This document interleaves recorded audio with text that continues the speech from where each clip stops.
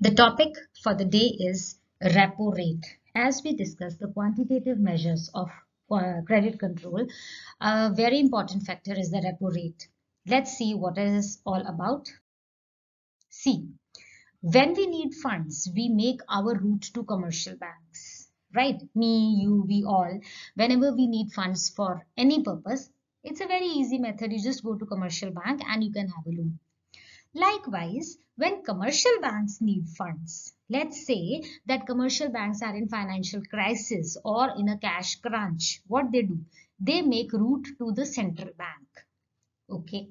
Repo rate is the rate at which the central bank lends money to the commercial banks during the financial shortfall. As simple as the line states that the rate at which commercial banks can have the loans from central bank, that rate is called the repo rate. Now, what's so special in the repo rate? The commercial banks borrow money from the central bank by selling securities or bonds with an agreement to repurchase the securities on a certain date at a predetermined price. So this is what makes repo rate different and special from other rates. The commercial banks, they will be selling their securities or bonds to the commercial banks. Number one. Secondly, there are also an agreement is existing that when commercial banks will have excess cash, they will repurchase the securities from the central bank on a certain date at a predetermined price. So these are two special clauses which make this repo rate different from others, right? So it is not general lending and borrowing of funds from central bank to commercial banks. Apart from that, there is this clause of securities and bonds is there, and of course they will repurchase them. This is also something different. Okay. Now, commercial banks can take loans from central bank against some collateral. So, in the case of repo rate, the funds are advanced on the agreement of a collateral like securities or bonds to maintain liquidity in the market. So it is not a normal fund. It is a collateral. You are getting the funds but on the condition of a collateral, which can be some securities or bonds, just like I told you. Now the commercial banks in turn promises to buy back its security from the central bank. In future, when the days will change, commercial banks will have a lot of funds. They will buy back these securities. This collateral will be buy back by the commercial banks from the central bank. Now the rate at which the commercial banks buy back their security at any decided rate, it is called the repo rate. Next. The rate of interest charged by RBI on the cash borrowed by commercial banks is known as repo rate. For example, if the repo rate is 10% and the loan amount borrowed by the commercial bank from RBI is say 20,000 rupees, then at the rate of 10%, interest paid to RBI will be 2,000. Now, on the contrary, when a commercial bank has excess funds, the commercial banks can deposit the same in the central bank and earn reverse repo rate. I repeat, reverse repo rate. When they will be having funds, they can deposit the same in the central bank. And now they will be earning interest. They will be earning interest. Who commercial banks will be earning from central bank. That is called reverse repo rate. For example, if the repo rate is 10% and the funds deposited by commercial banks to RBI is 25,000, then interest paid to commercial banks by RBI is 2,500 rupees at the rate of 10%. So be very clear in what is repo rate and what is reverse repo rate. Next, see, when there is inflation in the market, what happens? When there is inflation, repo rate is increased. See, as the repo rate is increased, it makes things challenging for the banks to borrow money because they have to pay a higher rate of interest. So they will be hesitant to borrow money. Automatically, there is less investment in the market. They will get less funds. They will also transfer less funds to the customers, that is people like you and me, the normal citizens. So there is less investment in the market. Automatically, the economy slows down. even though it leads to negative impact on the economy, but inflation is reduced. So the mission was to control the inflation. So we don't consider what happens to the economy at this moment of time, as investment is less, so it will be negative, but the main purpose of inflation will be reduced as repo rate will be increased. Next. When there is inflation in the market, central bank had to reduce the money supply in the market. Therefore, the central bank on purpose increased the repo rate. So RBI has its own, own vision of controlling the inflation. So when the purpose is to control the inflation, on purpose the RBI will increase the repo rate and it will accomplish its mission. Now comes when there is deflation in the market, the central bank on purpose reduces the repo rate. It's actually opposite of inflation. Automatically, the currency supply in the market increases. When the repo rate will be reduced, the commercial banks, they will not be hesitant to borrow from central bank as the rate is very low. Now, when they have more funds, they will lend it to people like you and me, normal citizens, enough of funds. So what happens? The currency supply in the market increases. Therefore, the businessmen find it easy to borrow money. Okay, automatically the cash flow also increases. Hence, there is a noticeable boost in the economy.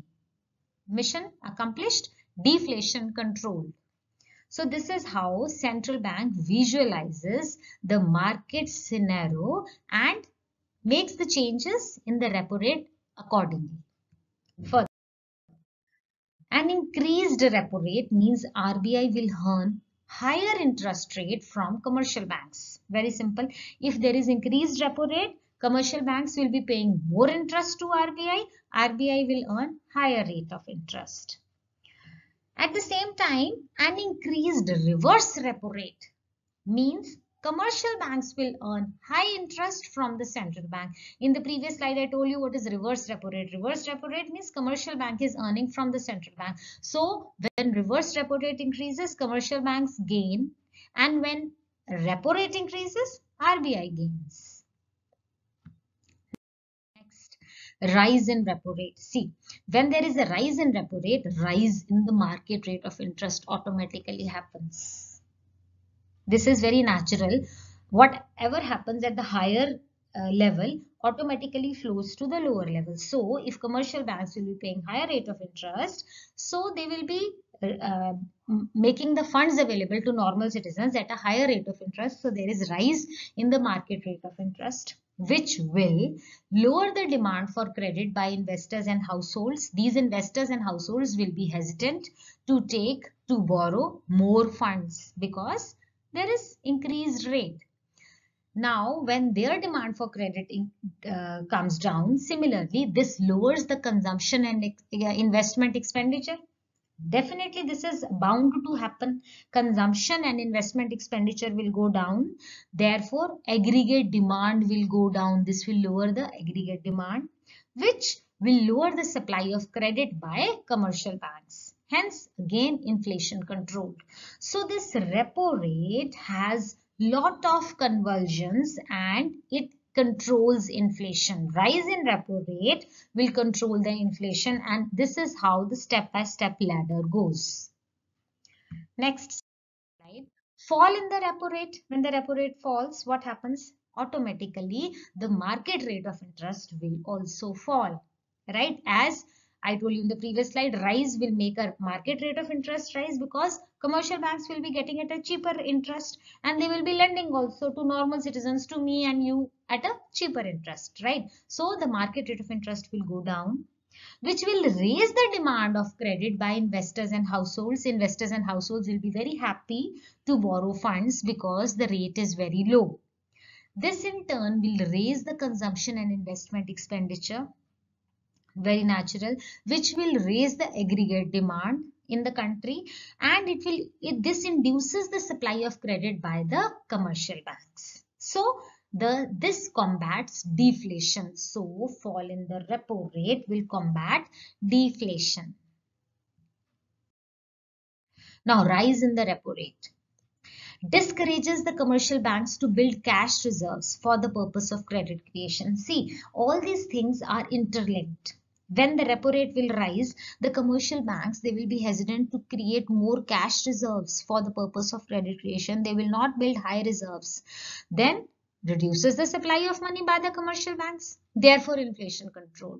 Now, just be very clear that in every slide of mine, I am trying to tell you inflation control, inflation control. Just don't mess up the things that again and again it's a repetition. No, it's not a repetition. I like to mention it is from various other angles. Rise in repo rate will have different repercussions in the market, and in every slide I have tried to explain it from a different viewpoint, from a different angle. So it is not the repetition. But obviously rise in the repo rate controls inflation, and this I have done it from a different statement. Right? Next. Now, fall in the repo rate encourages the commercial banks to build cash reserves for the purpose of credit creation, which will increase the supply of money by the commercial banks. Therefore, the deflation is combated. Next, increase in repo rate acts as a warning signal to the commercial banks to maintain healthy reserves of their vault cash. So this gives an indication to commercial banks that what you have to do is you have to maintain good amount of vault cash. What is vault cash? Vault cash is the cash voluntarily kept by the banks in their vaults. What they want to keep it in their vaults, right? Now, when the vault cash increases, the capacity to create is reduced. Yes, of course.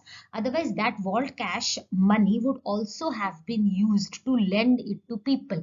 But now, since they have tucked up that money in their vault as vault cash, so the credit creation money will be reduced. Automatically, supply of money is also reduced, right? On the other hand, when the repo rate is reduced, banks are induced to lower their vault cash. So what they had kept in their vaults, they'll take it out and they'll lend it to people. This increases their capacity to create credit. Automatically, the supply of money is increased, right? Now, repo rate decides the liquidity rate in the banking system. The liquidity system in the banks is decided by repo rate. If RBI wants to increase the liquidity rate, they will reduce the repo rate and encourage the banks to sell their securities. Okay, and if RBI wants to control the liquidity, they will increase the interest rate, discouraging the banks to borrow easily. So we can come to a conclusion that it is the central bank who is holding the magnetic band. The magic wand is there in the hands of RBI, and it can increase or decrease the various rates and control the current system in the economy. This comes to the end of the article. I hope I have made things very clear to you. Please like and subscribe to my channel. Comment in the comment box. Thanks for watching. Stay safe, stay blessed.